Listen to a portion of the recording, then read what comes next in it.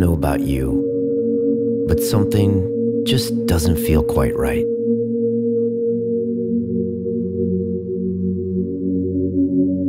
Sometimes I look at the world and wonder, why am I really here?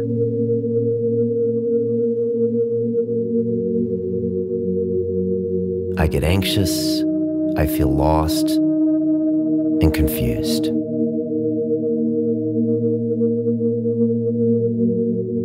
I have more friends than ever, but I don't really feel connected.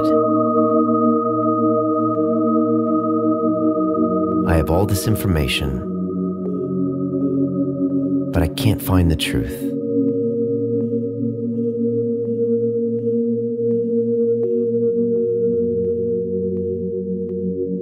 The more I seek pleasure, the less I find happiness.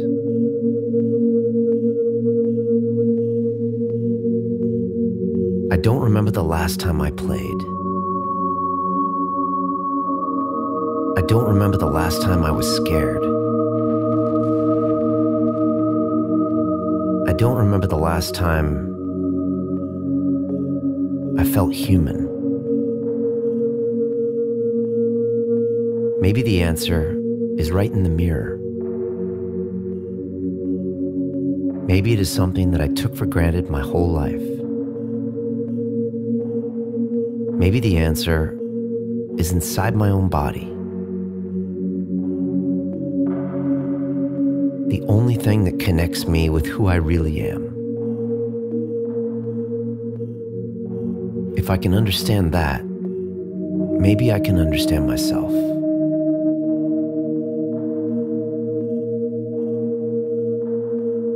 So I'm traveling to the oldest place in the world to learn the oldest lesson known to man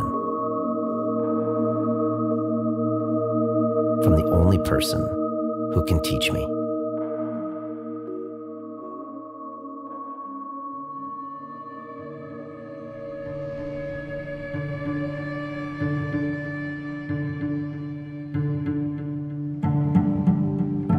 So who is Ido Portal, and what does he teach?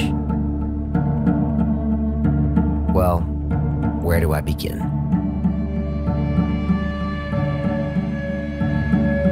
In 2014, a man walked into my studio, carrying all of his possessions on his back.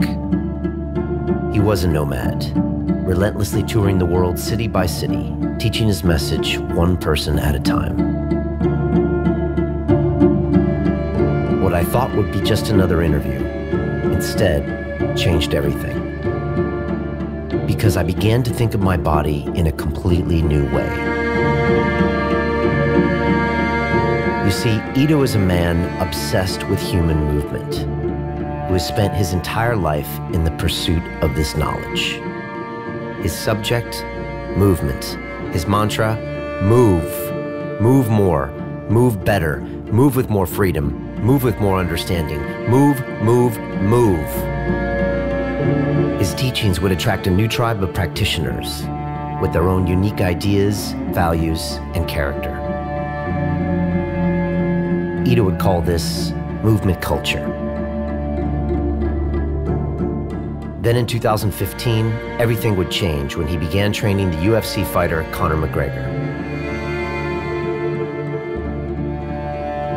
Suddenly, both Ido and his culture were elevated to a global stage, where the world would learn of lizard walks and spinal waves from one of the most well-known fighters on the planet. This was incredible for me to watch in real time. It was like some kind of a strange YouTube dream. Months later, Connor would be crowned the UFC champion, with Ido Portal right by his side. But for me, Ido was always the same person, just a man obsessed with finding the master key of human movement. And yet the more I understood of what Ido taught, the more I became confused. With more answers came more questions. And I soon found myself lost again in this concept that was so simple, yet so complicated. So when Ido invited me to Israel, I jumped at the chance. As a kid from the beaches of California, the Middle East had always fascinated me. A place with so many cultures and countries and languages and traditions. Where people created religion in search of salvation. Looking for answers outside of their own bodies. Like many of you, I had watched the news. I had seen the violence. I had heard the politicians speak. But I wanted to see what it was really like for myself.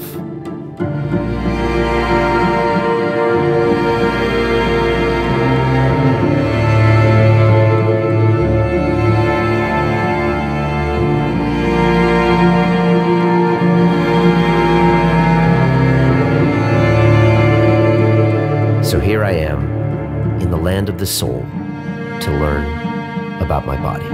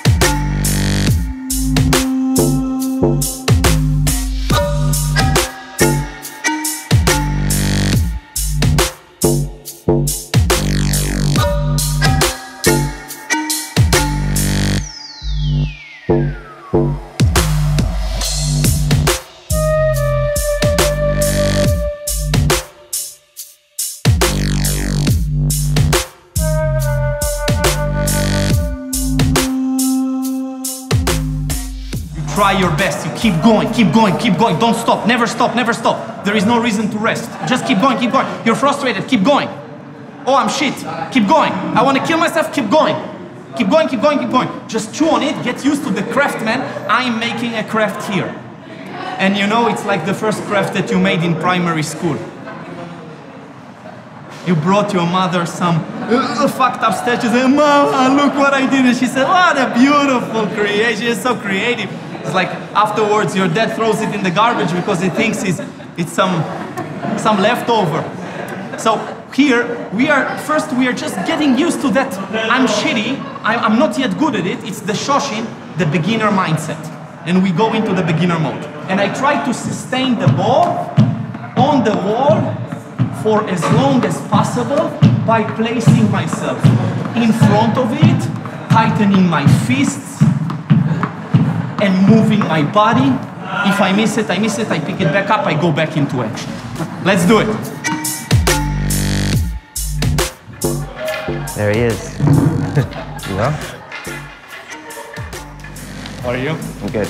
I'm good. How do you think about this? It's amazing. This is like a big playground. That's what it is. That's what it is. It is a playground for adults. Yeah. There is no bigger reason for a community to gather around.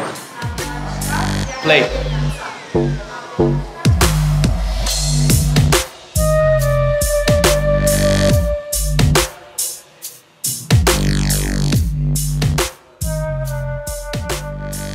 I remember the first thing Ido ever told me. It's not about what you want to learn. It's about what the teacher want to teach you. And people hate hearing it.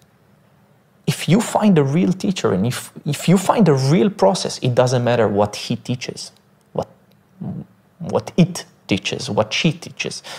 It just matters that you found that thing. And so if I'll find a real violin teacher, I'll study violin. Mastery of everything is the mastery of mastery. It's the mastery of yourself. Ido was born in Haifa, Israel, a beach town near the border with Lebanon. As a young man, he was always obsessed with the physical.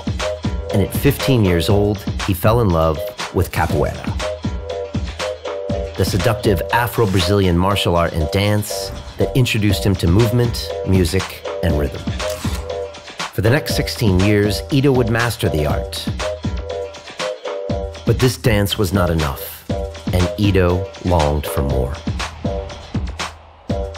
So he traveled the world in search of a true movement teacher, learning from anyone in any discipline along the way. Athletes, yogis, dancers, gymnasts, circus performers, and fighters. He studied nutrition, health, anatomy, physiology, mental training, and more. Unable to find a movement teacher, he returned with one conclusion. I didn't make the next mistake of being an acrobat, being, I don't know, a dancer. I realized I love movement on all of its shades. Utilitarian movement, artistic movement, breathing, any form of mind-body connection.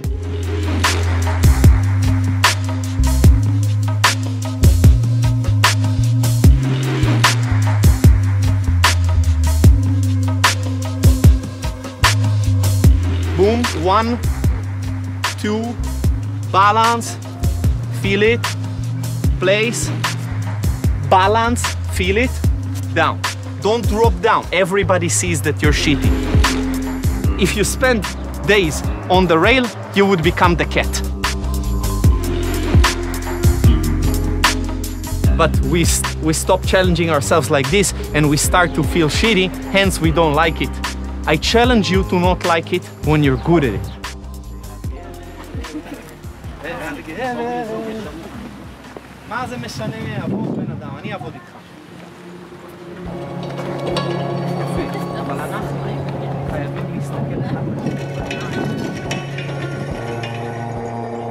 Let's face it, I am not a mover.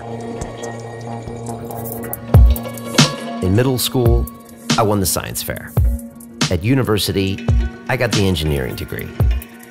Now I'm surrounded by proper athletes, all of them 20 years younger than me. And what's with the tennis balls and handrails? When are we going to get to the good stuff?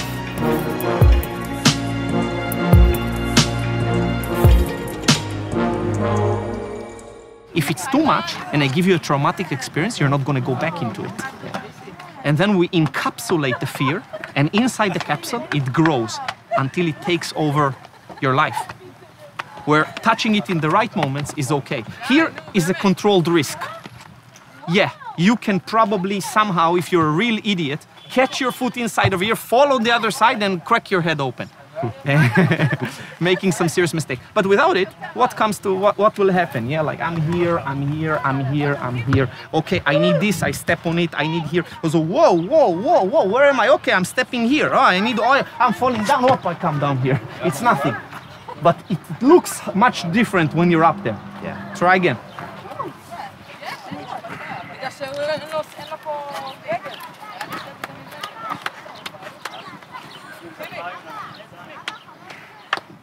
And breathing now. And a small smile as well. Yeah, this smile relaxes you. It's connected with the mindset. Yeah, just a small stretch of the lips. A fake smile. Faking it until we're making it. Small smile and breath. Release the leg. Standing on two legs is the hardest thing. Now you can use it for balance. The right leg, it's a huge part of your balance. And now you place it when you're ready. Breathe. The fear comes in, wants to make contractions. You manage it. Don't eliminate it. You'll never eliminate it, but you play with it. You dance with the fear. Don't overuse me. You did it. Now you did it. You took that step. Nice. Nice. Nice. stop. Go back one step. You're good. Okay, we'll do the descent. Put the right foot. Squat down slowly. Oh! Squat down slowly again. You're good. Push it back. Release it. Good. Slowly come down into the foot. Yeah? You broke it. Now you broke it. But this is your project. Mounting, walking alone, dismounting, coming down. Maybe not today, but before you leave. Captured. Okay. The next time you try it, it's a completely different beast. But you have to step away from it to feel the difference. Now you broke it. You broke the fear. This is what the parkour kids call breaking the jump. Right. It's actually breaking the fear of the jump or breaking the fear of the element. All of a sudden, it was possible. Did you feel it? Yeah. What was impossible before, what was paralyzing, all of a sudden, oh, I dared, and it's not so difficult, and it happened. Yeah, but I had to trust that process and make the leap when my brain was saying, don't do it. Yeah. And I, as a teacher, that's the interesting part, I can hold your hand to the edge of that cliff. But when it's time to jump to the other side, I cannot occupy your hand. You can only do it yourself. I can teach you a jab and a cross and do all the drills, but eventually you're all alone. The ring is the loneliest place. And it's the same here. I can give all the tools and instructions, but you have to deal with that emotional, hormonal dump, that focus, that fear. So it's a beautiful moment of self-discovery and evolution. You've just made a huge change in your neurological makeup.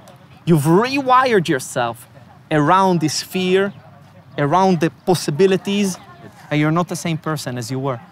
This is beautiful.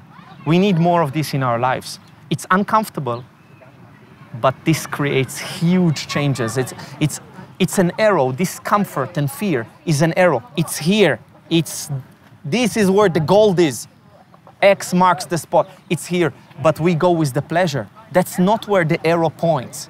And that eventually is not pleasurable anymore, and it kind of can destroy our lives. But where our fear resides, this is where real growth is, and discomfort and pain is part of it.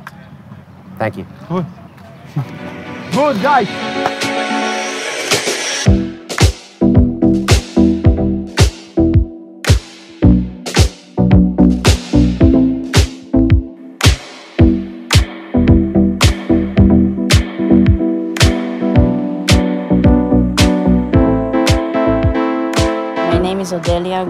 I practice movement for a living.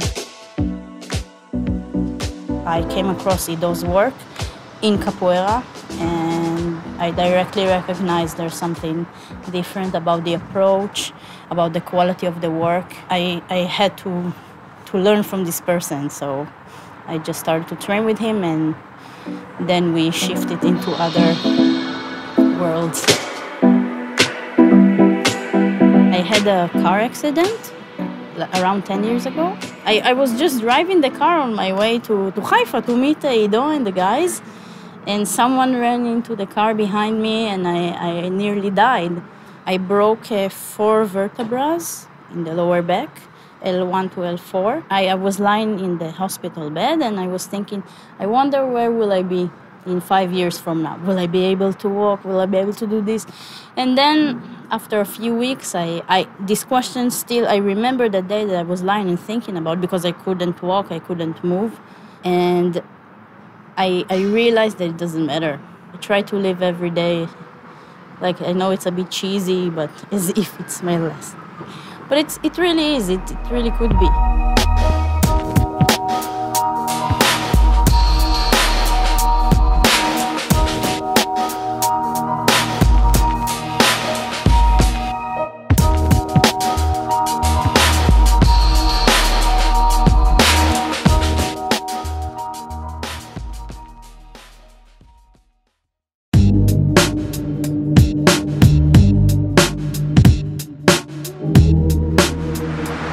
I have a 10-month-old boy, and I think I told you he's crawling now and he's about to walk. And you said to me, you said, Brian, he's closer to the source than you are. Yeah, he's operating tools that are superior to yours in many ways. Tools of intuition, tools of connection, without yet terminology and language taming the process. Fears are not categorized yet as fears. It's like, how does this work? Well, it's like as a child, like, right? Like you learned how to walk. You figured it out. You know who taught you how to walk? Not your parents. Nobody teaches his child how to walk. That's not true. That's not honest. You learned how to walk. It can only be learned and figured out. And that's the beauty of the struggle, yeah? The Sisyphus approach. The struggle pushing that rock up the mountain is enough to fill our hearts. That's the nature of being alive, evolving, increasing awareness, enjoying this reality that nobody fucking knows what it is. So I think it's a good thing that we have to struggle, and once we eliminate the struggle, great emptiness hits, and it happens on a micro level for us all the time, reaching goals. Yeah. It's a very emptying moment, which brings us to another very important thing. Success is not a good orientation. It's a filthy word. It's a nauseating word. I hear it a lot. Success. How did you become successful? How to succeed? That's a wrong orientation. The orientation should be to learn something about this body, this mind, the nature of our awareness through those tools. But it does not mean you don't do them very intensely. So I practice like a madman, but with complete detachment of the result. In the end of the day, it's about being a craftsman and not being the success story. Sit down and do your fucking work.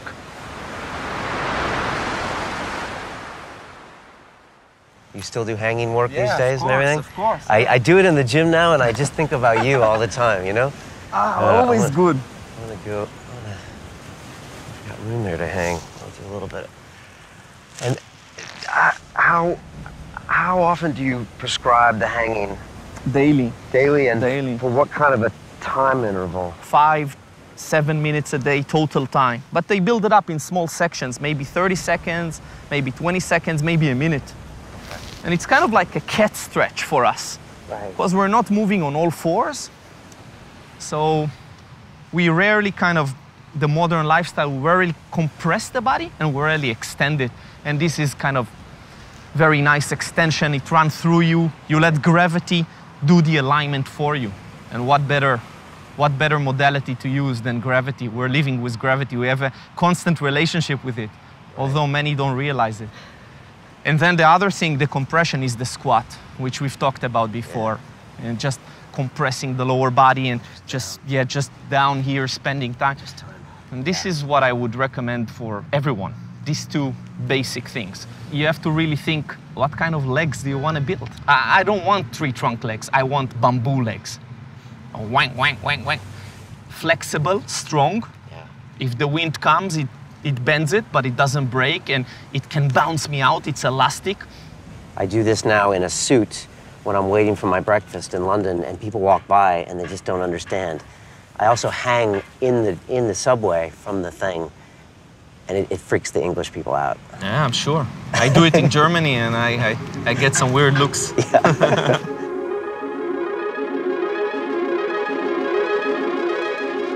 I think many people are very much stuck in their own world, in their own lack of movement, and what we're trying to bring is movement to the public and to make people join us and to derail outside and that people like see what we do, to bring movement and life and everything that we do out there, like to as many people as possible, not to become couch potatoes and like Ido would say, Homer Simpsons.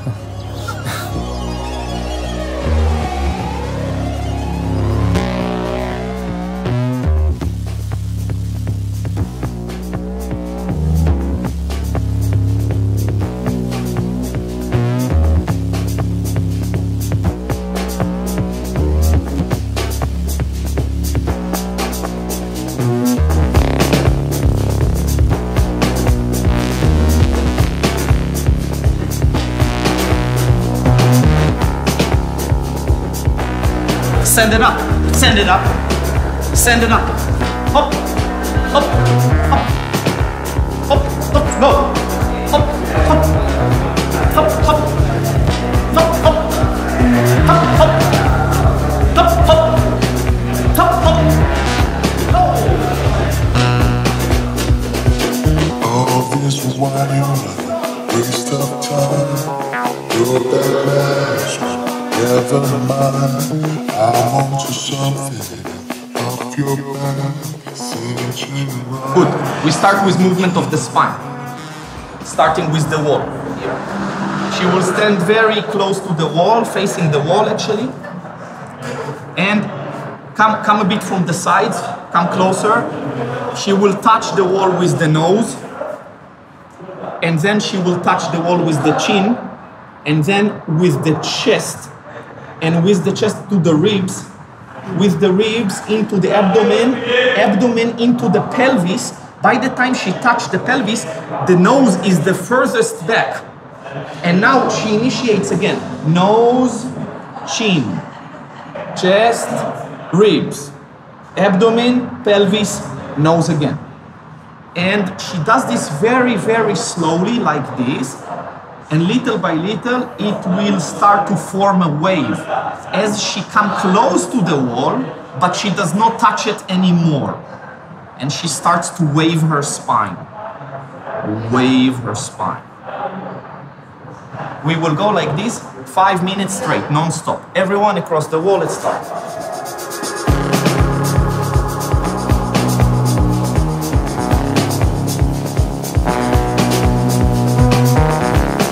This is about fine motor control, terminology, movement terminology, the control of the body, the articulation, the separation for the sake of integration later on, for the sake of improvisation later on. Good. If I was a yoga teacher, I would say one wave, a whole world, or something like this. But it was one wave. It's the same wave, and you can use it in multitude of ways to go in, out, and you don't have mastery of that wave unless you can actually use it in a variety of ways. It's an archaeological wave, yeah? Where do we come from? From where? You should know. Yeah, from there. The life starts there. So evolutionary, our spine is coming from there. We still have that fluidity. We have it. It's a reason. You have it. That's it. It's like people don't respect the fact that they received something. I have a leg, I use it. I have a spine, I use it. Most people don't respect it. So when do they respect it? They hit the wall. You fuck up your spine by sitting, by not moving, by not oscillating. By the time it's fucked up, now you want it back. Life does this to you. Life asks you, do I have something in my eye? You're not going to get it. It's too late. Yeah? And the biggest depression can be resolved with that. A near-death experience. It's enough. It kills all it's the Prozac. You know? A small accident, like a car accident. An appreciation of your spine. Odelia broke her back. It's like, okay. I want that back. I thought I didn't need it. No, I need it.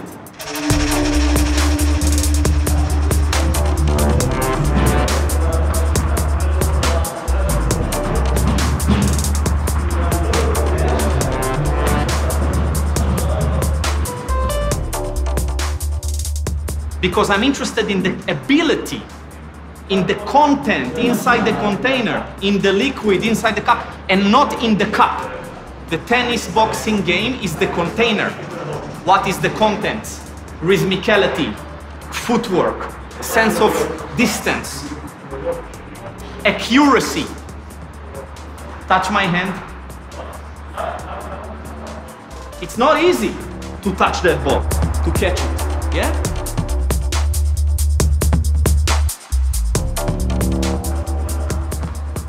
Ido was teaching us to deal with unexpected situations. The randomness of the ball and the unpredictability of our fists force the brain and body to move and react in new ways. Ido once told me, "I don't plan, I react." He was teaching us to embrace chaos, to be anti-fragile, to grow stronger with randomness.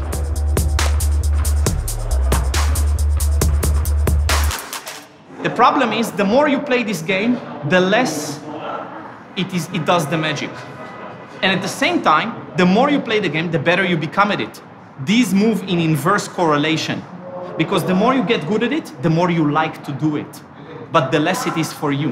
Because now it becomes a specialized tool. Wow, I can do this game really well because I trained it. Good, so it's a beautiful game. It's also playful, it's also enjoyable. And brings us back into a little bit this juvenile approach of learning through play, through craftsmanship. As a child, you don't go into the competitive mindset right away. You're more in a playful mindset. Let's play. You don't think to yourself, oh, he's better than me when you're 2 years of age. You just play. You're not orienting yourself towards success, and when you fail, you're done, you're over. You're not orienting yourself towards things that are temporary, but you orient yourself towards something bigger.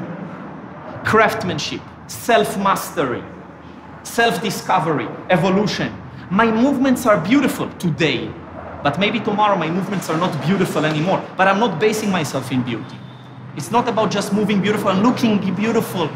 Yeah, and I did the eyebrows for the shoot. I don't base myself in that. Because that is going to get over. Your teeth are going to get down here. The ball sack is decreasing 1 millimeter every year of a male's life. Yeah? Going to walk with it on the floor a few years, dragging it behind. So we are declining, we are destroying, the body cracks, we get injured, we age. We age now, not tomorrow. We age. We are born into the grave. So let's base ourselves in something else. Let's do the play. Let's discover.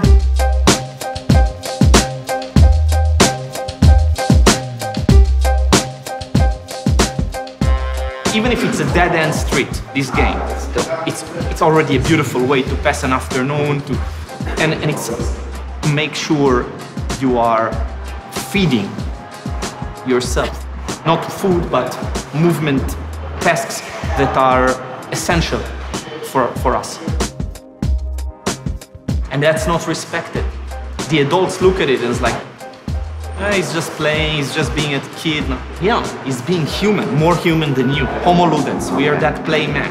We must play. It's our way of being, it's our way of developing, surviving, everything. Animals play, and they precede mankind. So play is bigger than humanity. It's not like you become old, you stop playing. You grew old because you stopped playing.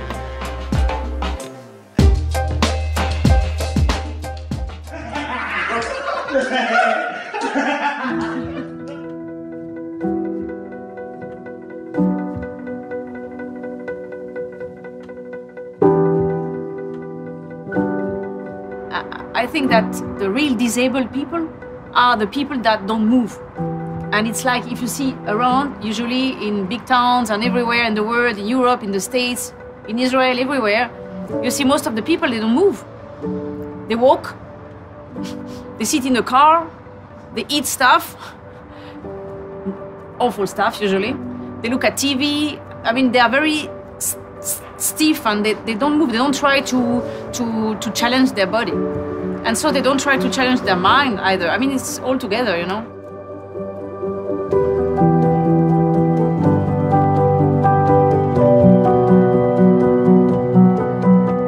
I was injured by a train accident in France. It was 32 years ago. I met a lot of people at hospital that couldn't do what I can do. I found myself in front of people that have so big problems, you know, and I felt like, okay, I don't have any problem. Okay, I am sitting in a wheelchair because I have no legs. It's easier for me, but I can be on the floor.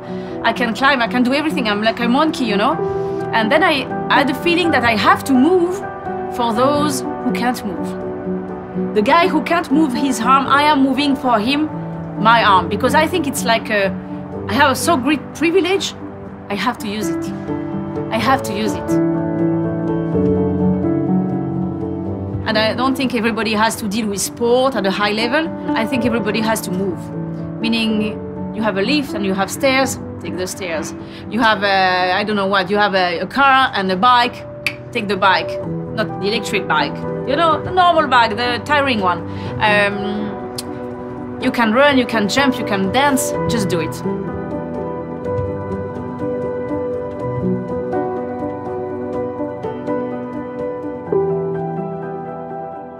Okay, I'm given this body.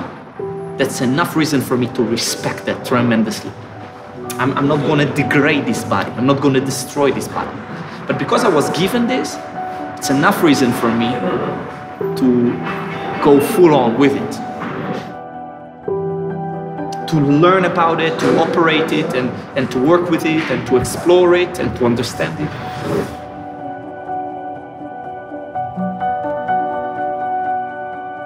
But it's hard work to remind yourself that and to continue to explore that. But if I take your leg, you immediately know I need my leg back.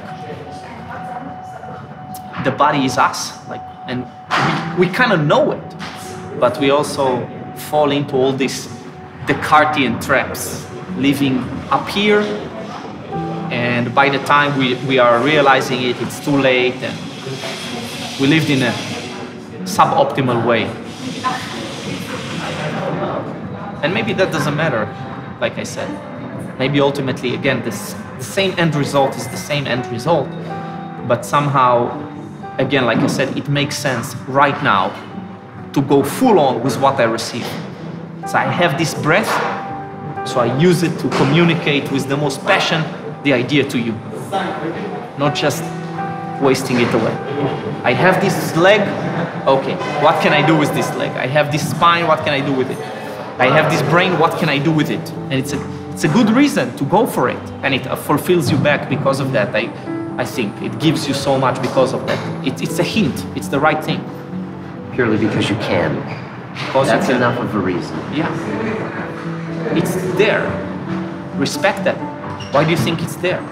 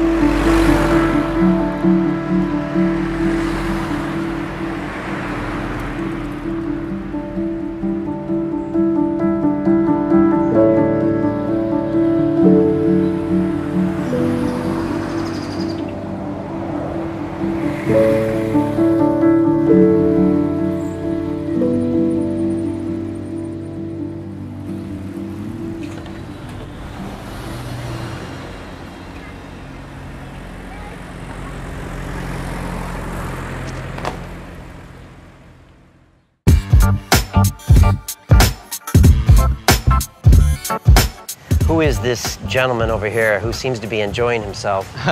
That's inspired by Ben Gurion, the very legendary Prime Minister of Israel, who the story tells he was a student of Moshe Feldenkrais, who created the Feldenkrais method. There is a very famous photo of him practicing headstands. I think there was a lot of movement happening here back when I was an itch in my daddy's pants, not even. Why movers like that in Israel? Is the climate? Was it new ideas, new ways of thinking, new people? Major part of it is surviving the horrors of Europe 80 years ago. A major part of it is the climate that is supportive of more movement. Definitely colder countries, less movement. Constant threats, terror, wars. And then also people's bodies, which come from different climates and arrived here with a certain gene pool, and they have problems, health issues and joints and pains and aches, and all this is contributing something. So it's a country of immigrants. It's a crucible of cultures.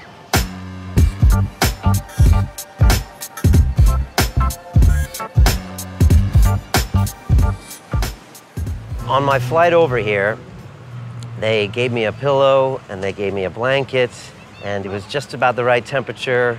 I had water, a little bit of food. I was extremely comfortable. And I'm curious what you think about killing people with comfort. And are we a little bit too protected now as humans? It's a common issue, it's a common problem. We've taken the road of satisfaction, protection, safety, pleasure, comfort to a ridiculous level. We are oversensitive and over-alarmed by certain things, and that fear creates its own problem and pains and issues around it, sometimes more than the actual condition. Fear is an extremely powerful thing in our lives. It's one of the most primal, basic inputs that we use, but it took over our lives because we come from an environment with many dangers and risks, and it was a very potent protective tool, but now it became a hindrance. I think happiness is not a good orientation, but fearlessness is a much more powerful thing. You will never be fearless, but the orientation might be good for us nowadays. Less fear and more awareness of how do I perceive things, everything. We are creating this environment by how we see it and the narrative that we make of it. And the narrative is the story that you tell yourself. The Brian is a story. If you take it down into the most tiny bits, Brian doesn't exist. It's a collection of stories. Hence, what really happened to you is not as powerful as what you tell yourself happened to you. Now, old school psychotherapy, Freudian, was dealing a lot with that. What really happened? What happened there? Let's dig into it. It's not as powerful as the stories that you tell yourself. We are the sum of the stories we tell ourselves. What story had I been telling myself? For 40 years, I had pursued money and success, my twisted version of the American dream. It brought me emptiness. So I created a new story, London Real. It was scary, but worth it. Now I am the student, always learning, always beginning. I was starting to see Ido as much more than a teacher of movement. Instead, he was using his tools to connect us to what we really are. Our pure essence, our original nature, helping us to understand ourselves in order to understand everything else. To abandon what we're good at and embrace what we sucked at. Shoshin, what the Japanese call the beginner's mind.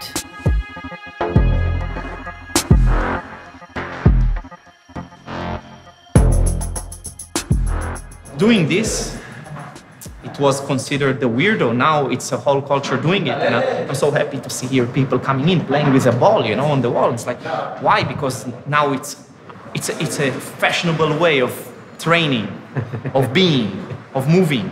Yeah. You've done the same with London Real. All of a sudden, it's like, yeah, to record some conversations and publish them by yourself. It's cool. It's opportunity. So we took the system to break the system, kind of using what's there. Yeah, give people what they really want, which was told to them that they shouldn't be doing these things, Yeah. which is play and real conversations. I'm not a serious trainer. You're not a serious journalist. Journalists would make fun of you. And trainers and PhD physiology experts make fun of me. But it's too powerful. You can't ignore it anymore. And so, yeah, they have to respect it eventually.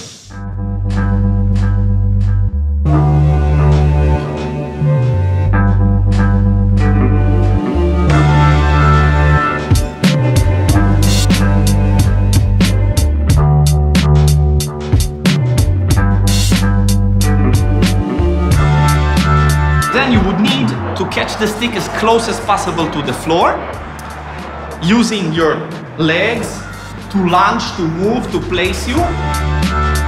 Gonna go 2 minutes, one arm, 2 minutes the other arm. By that time, you should warm up your legs really well.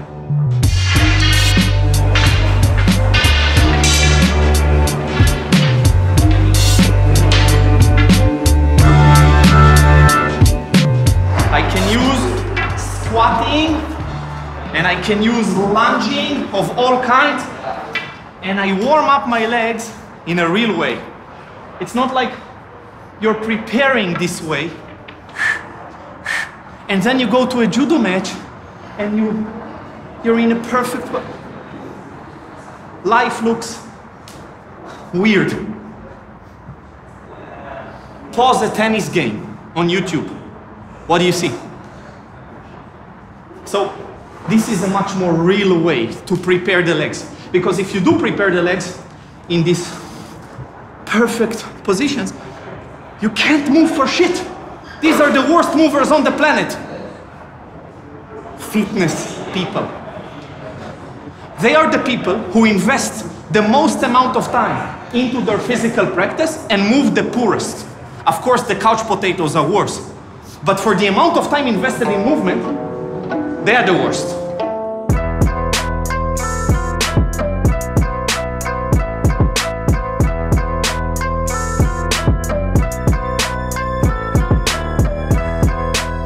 Very important nowadays is to empty the arms. The arms are too full. Your arms are locked. People are moving around. The same thing with the spine. They're calcified arms. And then they go to the gym, they try to get this. And we need to empty the arms. Add a little bit of movement just to remind yourself. Notice how I bend my knees to catch the motion a bit.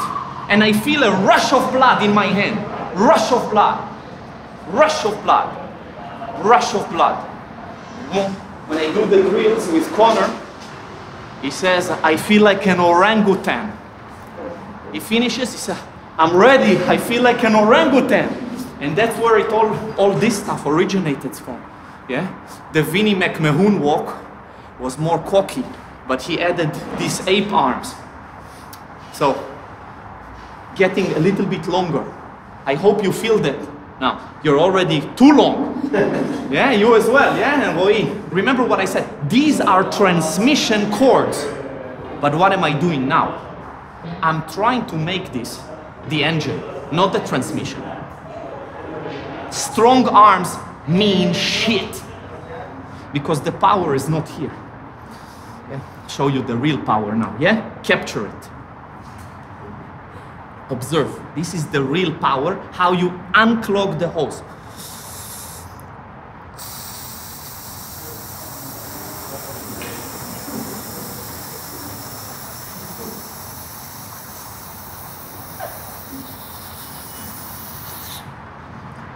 This is nothing, this is not here, it's not here, it's here. Look, turn around. Look at this. This is a sign of power. Look at how the low back, look at the thickness of the low back. It's a lot more in the extremity, the end of the chain and the end of the chain. It's here. That's why we're obsessed with this. Yeah? Boom! It's this. It's that engine. It's that makes the power. But we became focused on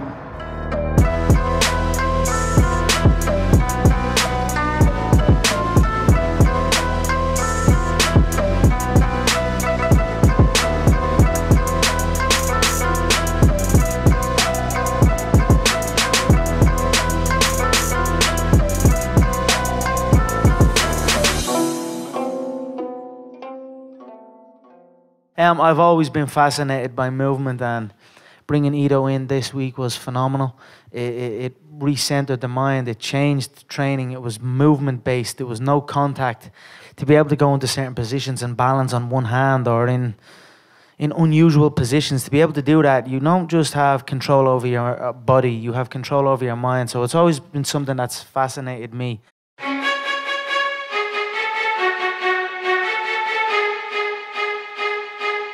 What do most people do when they are the very best in the world at something? They keep doing it. And why wouldn't they? It brings them fame, money, and success. But what if success is the wrong orientation? What if being fearless is a better approach? Well, it seems as if Connorem Mc Gregor is about to find out. Considered the very best mixed martial artist in the world, he has decided to enter a completely new arena: boxing, where his kicks, his elbows, his chokes, his 20 years of martial arts training cannot be used. A sport where he has zero professional experience. This takes the beginner's mind to the next level. But there's more. His opponent is a man considered to be one of the greatest boxers of all time, Floyd Mayweather, with a flawless 49-0 record. So how can Connor win? He must use something unorthodox, use something unexpected, use something counterintuitive, use Ido Portal. Now, there are more rules, which means if you could introduce some new movement principles that Floyd's never seen, it could really be that master key or mega principle you're talking about. We meet two different animals, kind of, like an octopus and a lion. There are a few ways to approach it for Connor, and I'm not sure where it's going to go. One of the ways is to box with the boxer, and that's of course, is a very difficult thing to do. Another thing is not to box with the boxer, is to find loopholes inside possibilities, scenarios, which are still allowed within the boxing realm, and above that as well, just confidence and fighting spirit and heart is a huge factor here as well. Of course, both possess that. You might say it's impossible, but that's the point. Go to where the fear is, and all of the world will be watching. Because deep down inside, every single one of us knows this is what life is truly about. It's the essence of being human.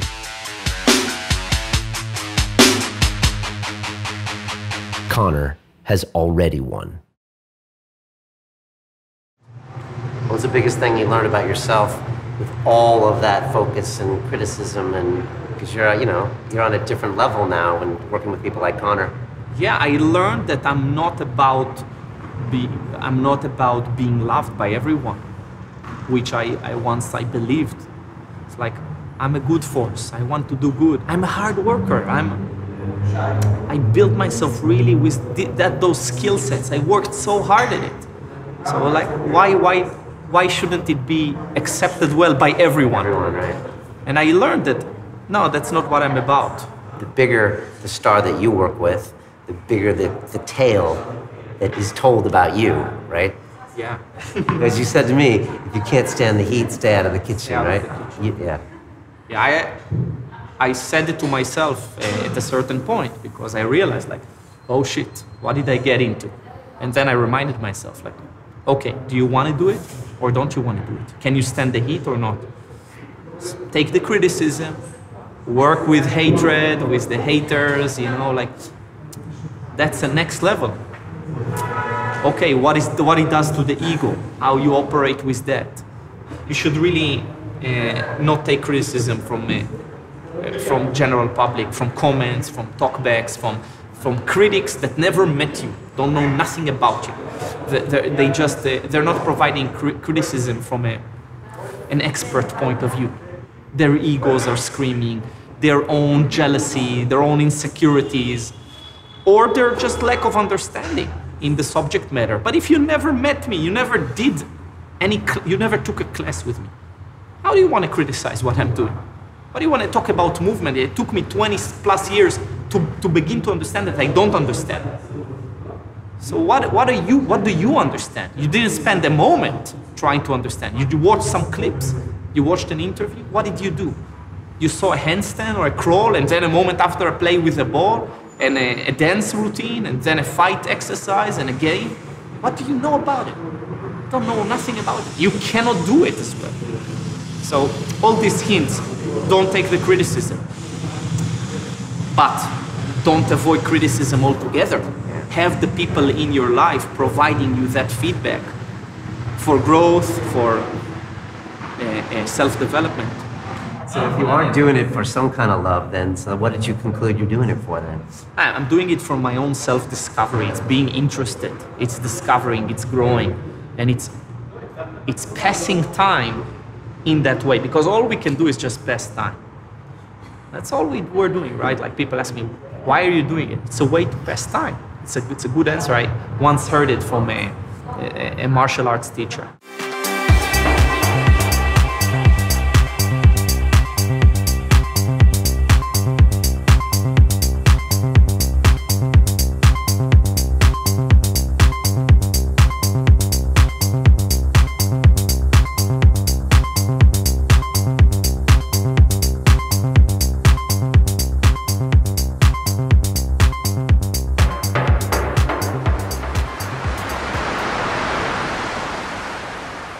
I'm always trying to figure out what it is that you do, what it is you're all about. And the best example was yesterday. I went through Israeli immigration, and they're like, why are you here? I'm here to see Ido Portal, one of your national treasures.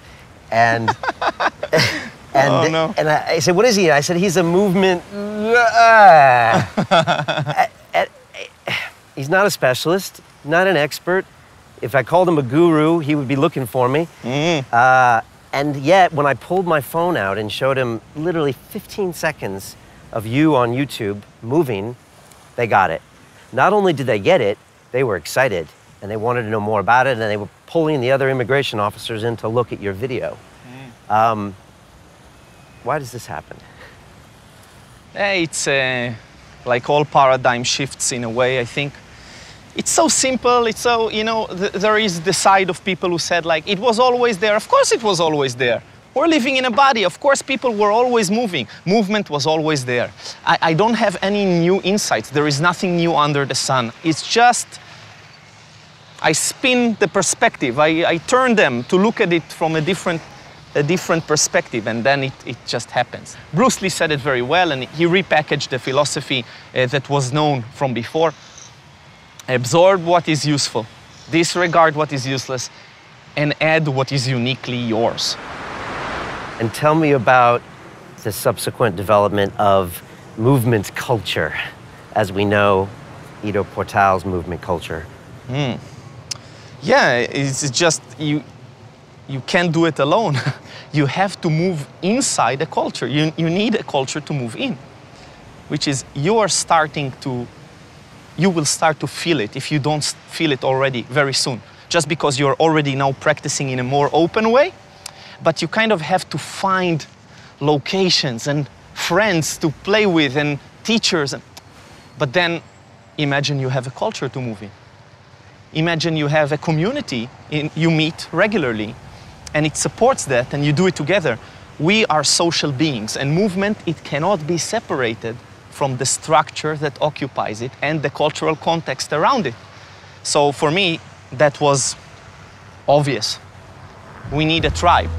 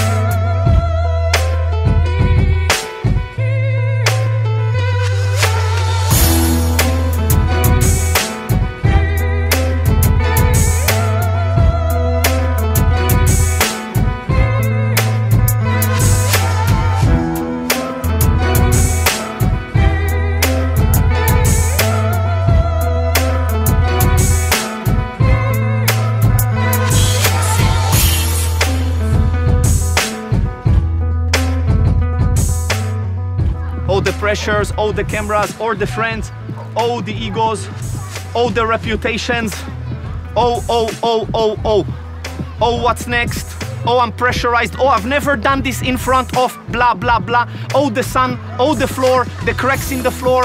To learn more about Ido Portal and watch the second part of the movie for free, go to londonreal.tv/Ido. And for a limited time only, we have 5 hours of extra bonus footage, including more training techniques from the studio in Tel Aviv, my entire beach conversation with Ido, where we spoke about capoeira, growing up in Israel, and the influence his mother had on his life, and the market conversation in full, where he talked more about Connorem Mc Gregor and his fighting style. In addition to this, we also have the Q&A conversation after the movie premiere in London, perhaps one of my greatest conversations with Ido ever, where he went further into the upcoming fight, his training philosophy, and his future. All of this is available for free on londonreal.tv/Ido. Join the community, and I will see you there on the inside.